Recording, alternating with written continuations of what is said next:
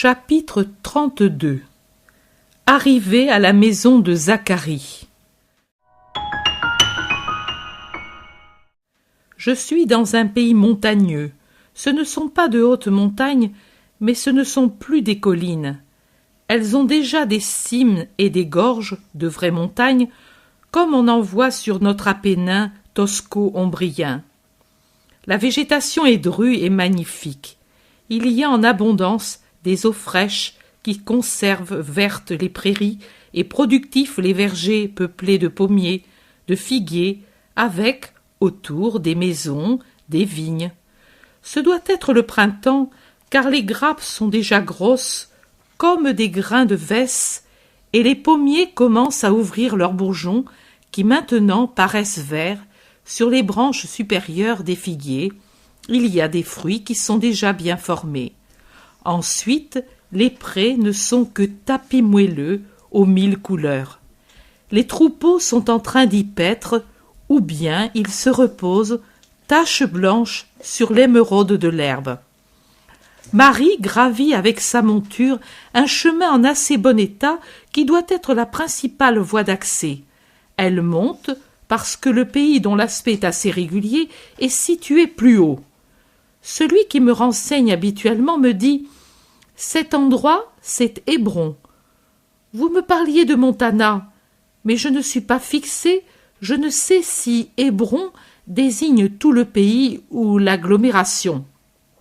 Je n'en dis donc que ce que j'en sais. » Voilà que Marie entre dans la cité.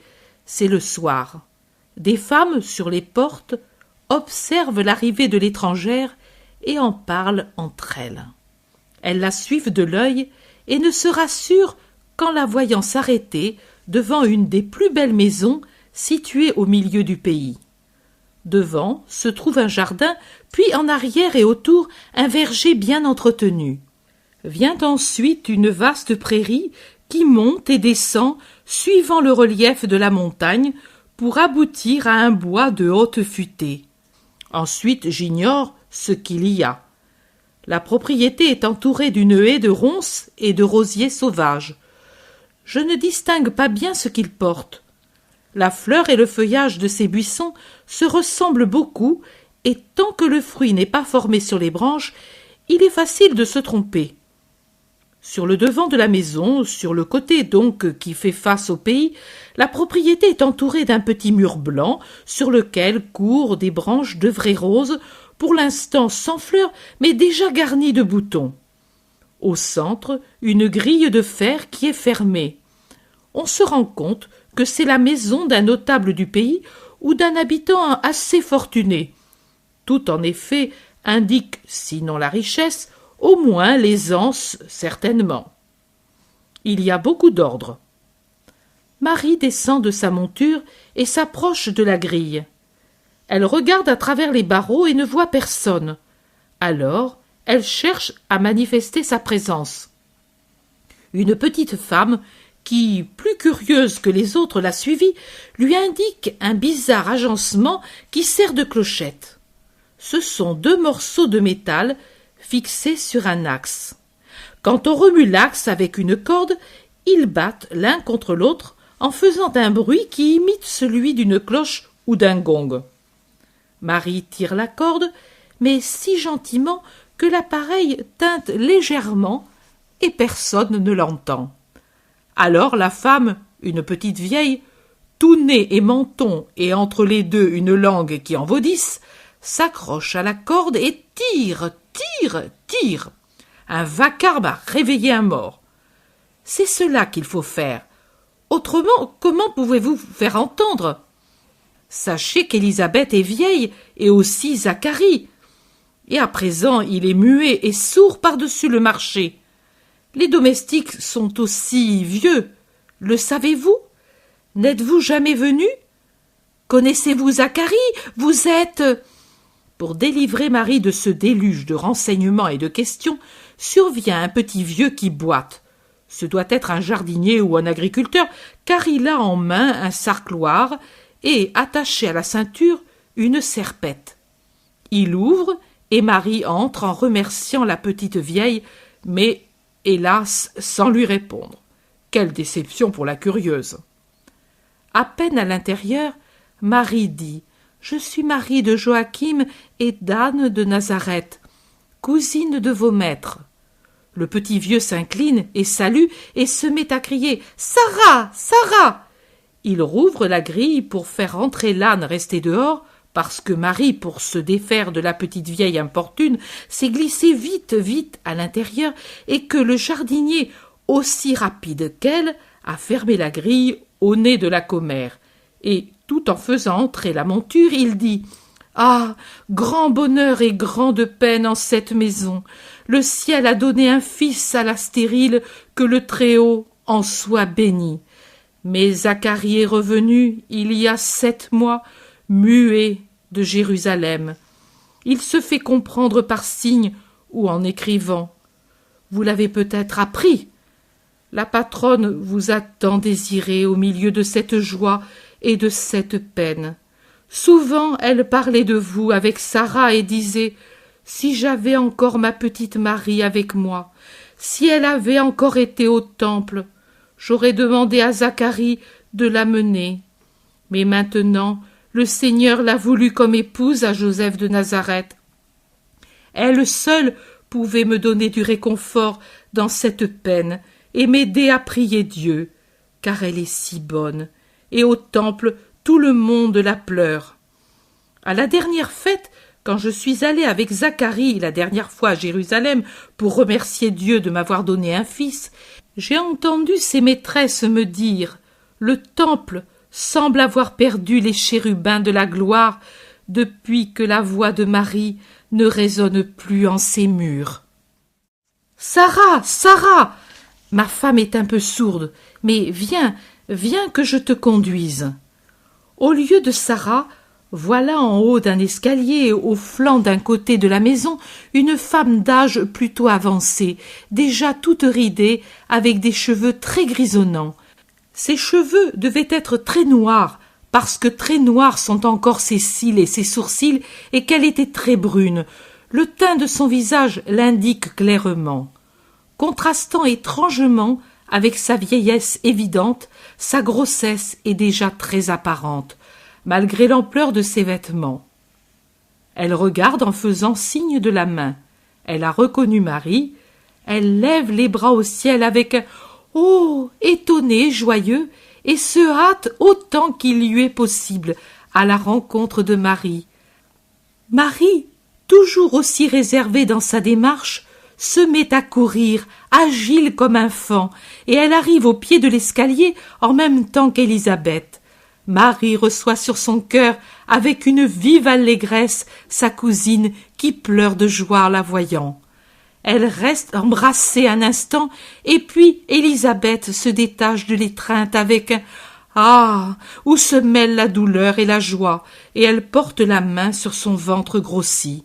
Elle penche son visage pâlissant et rougissant alternativement. Marie et le serviteur tendent les mains pour la soutenir parce qu'elle vacille comme si elle se sentait mal. Mais Élisabeth, après être restée une minute comme recueillie en elle-même, lève un visage tellement radieux qu'il semble rajeuni. Elle regarde Marie avec vénération, en souriant comme si elle voyait un ange, et puis elle s'incline en un profond salut en disant « Bénie es-tu parmi les femmes, béni le fruit de ton sein. » Elle prononce ainsi 2 phrases bien détachées. « Comment ai-je mérité que vienne à moi ta servante, la mère de mon Seigneur? Voilà qu'au son de ta voix, l'enfant a bondi de joie dans mon sein, et lorsque je t'ai embrassé, l'Esprit du Seigneur m'a dit les très hautes vérités dans les profondeurs de mon cœur.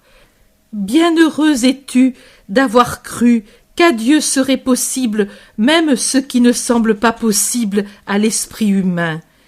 Bénie es-tu parce que, grâce à ta foi, tu feras accomplir les choses qui t'ont été prédites par le Seigneur et les prophéties des prophètes pour ce temps-ci. Bénie es-tu pour le salut que tu as engendré, pour la descendance de Jacob. Béni es-tu pour avoir apporté la sainteté à mon fils qui, je le sens, bondit comme une jeune chevrette pour la joie qu'il éprouve en mon sein. C'est qu'il se sent délivré du poids de la faute, appelé à être le précurseur, sanctifié avant la rédemption par le Saint qui croit en toi. Marie, avec 2 larmes qui, comme des perles, descendent de ses yeux, qui rient vers sa bouche qui sourit, le visage levé vers le ciel et les bras levés aussi dans la pose que plus tard tant de fois aura son Jésus, s'écrie « Mon âme magnifie son Seigneur » et elle continue le cantique comme il nous a été transmis. À la fin, au verset « Il a secouru Israël son serviteur », etc., elle croise les mains sur sa poitrine, s'agenouille, prosternée jusqu'à terre en adorant Dieu. Le serviteur s'était respectueusement éclipsé quand il avait vu qu'Élisabeth ne se sentait plus mal et qu'elle confiait ses pensées à Marie. Il revient du verger avec un vieillard imposant, aux cheveux blancs et à la barbe blanche, qui, de loin, avec de grands gestes et des sons gutturaux, salue Marie. « Zacharie arrive, dit Élisabeth en touchant à l'épaule la Vierge absorbée dans sa prière. Mon Zacharie est muet. Dieu l'a puni de n'avoir pas cru. Je t'en parlerai plus tard, mais maintenant j'espère le pardon de Dieu puisque tu es venue, toi la pleine de grâce. » Marie se lève et va à la rencontre de Zacharie et s'incline devant lui jusqu'à terre. Elle baise le bord du vêtement blanc qui le couvre jusqu'à terre. Il est très ample ce vêtement et attaché à la taille par un large galon brodé. Zacharie, par geste, souhaite la bienvenue et ensemble ils rejoignent Élisabeth. Ils entrent tous dans une vaste pièce très bien disposée. Ils y font asseoir Marie et lui font servir une tasse de lait qu'on vient de traire. Il écume encore avec des petites galettes. Élisabeth donne des ordres à la servante, finalement apparue avec les mains enfarinées et des cheveux encore plus blancs qu'ils ne le sont en réalité, à cause de la farine dont ils sont saupoudrés. Peut-être était-elle en train de faire le pain. Elle donne aussi à un serviteur que j'entends appeler Samuel l'ordre de porter le coffre de Marie dans une chambre qu'elle lui indique. Tous les devoirs d'une maîtresse de maison à l'égard de son hôte. Marie répond entre-temps aux questions que lui fait Zacharie en écrivant avec un stylet sur une tablette enduite de cire. Je comprends par les réponses qu'il lui parle de Joseph et qu'il lui demande comment elle se trouve épousée. Mais je comprends aussi que Zacharie n'a eu aucune lumière surnaturelle sur l'état de Marie et sa condition de mère du Messie. C'est Élisabeth qui, approchant de son mari et lui mettant affectueusement une main sur l'épaule comme pour une chaste caresse, lui dit « Marie est mère, elle aussi, réjouis-toi de son bonheur. » Mais elle n'ajoute rien. Elle regarde Marie, et Marie la regarde, mais ne l'invite pas à en dire plus, et elle se tait. Douce, très douce vision. Elle m'enlève l'horreur que j'avais ressentie à la vue du suicide de Judas. Hier soir, avant de m'endormir, j'ai vu les pleurs de Marie penchés sur la pierre de l'onction, sur le corps inanimé du Rédempteur. Elle était à sa droite, tournant le dos à l'entrée de la grotte sépulcrale. La lumière des torches éclairait son visage et me faisait voir son pauvre visage dévasté par la douleur, inondé de larmes. Elle prenait la main de Jésus, la caressait, la réchauffait sur ses joues, la baisait, en étendait les doigts, un par un, les baisait ses doigts désormais inertes. Puis elle lui caressait le visage, se penchait pour baiser la bouche ouverte, les yeux à demi fermés, le front blessé. La lumière rougeâtre des torches fait paraître encore plus vives les plaies de tout ce corps torturé et plus visible la cruauté de la torture qu'il a subie et la réalité de sa mort. Je suis ainsi resté en contemplation tant que mon intelligence est restée lucide. Puis, réveillé de ma somnolence, j'ai prié et me suis mise en position pour un vrai sommeil. C'est alors qu'a commencé la vision ci-dessus. Mais la maman m'a dit « Ne remue pas, regarde seulement, tu écriras demain. » Pendant le sommeil, j'ai de nouveau tout revu en songe. Réveillé à 6h30, j'ai revu tout ce que j'avais vu la veille et en rêve. J'ai écrit tout en voyant. Puis vous êtes venu et j'ai pu demander si je devais mettre tout ce qui suit. Ce sont de petits tableaux séparés sur le séjour de Marie dans la maison de Zacharie.